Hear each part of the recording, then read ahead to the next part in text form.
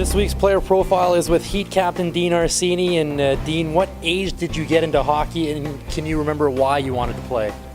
Well, I think like every Canadian boy, you kind of grew up watching Hockey Night in Canada and just fell in love with the game. I think I started skating at 3 years old. My dad played hockey, my mom was a figure skater, and got into actual organized playing when I was 5.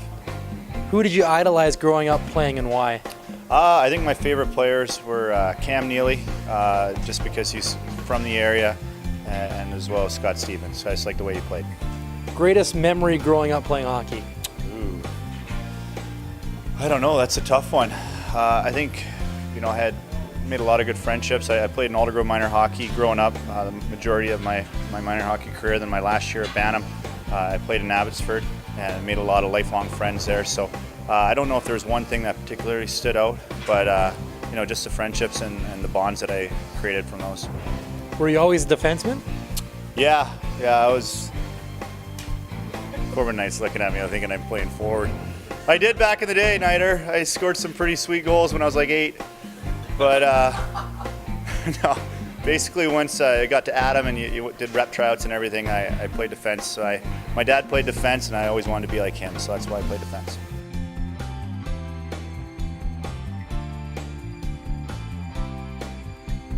You had a taste of NHL hockey playing in 13 games for the Edmonton Oilers back in 2009-2010. What was that whole experience like for you?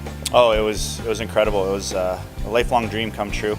I got that chance a little later in my career than a lot of guys. I did that when I was 29, so to be able to get there eventually and finally, I went through a lot of injuries and a lot of slugging it out in the minors, and to get a chance by Edmonton, I really appreciate it, and something I'll never forget. Was that your biggest career highlight to date, or is there something else that takes the cake? Well, I think there's a couple things. Definitely playing in the NHL was huge. Like I said, it was a lifelong dream. And then on the American League level, winning a couple Calder Cups was pretty special. Anytime you can win a championship, you're connected to life with those guys, and a lot of great friends, and you basically consider them like family. So when you can go all the way and win a cup and get a ring, it's a pretty special experience. How did playing here in Abbotsford all come about for you? You know what? Ever since the team came here, I wanted to play here, and for whatever reason, it just didn't work out the previous years. And realistically, I'm getting towards the end of my career, and I just said to my agent this summer, I go, the only place I want to play is Abbotsford. So let's do everything we can to try to get here. And fortunately, I got the invite to come to Abbotsford's camp just a couple days before. I got a call from Craig Conroy, and he invited me, and I jumped all over it. So a lot of luck.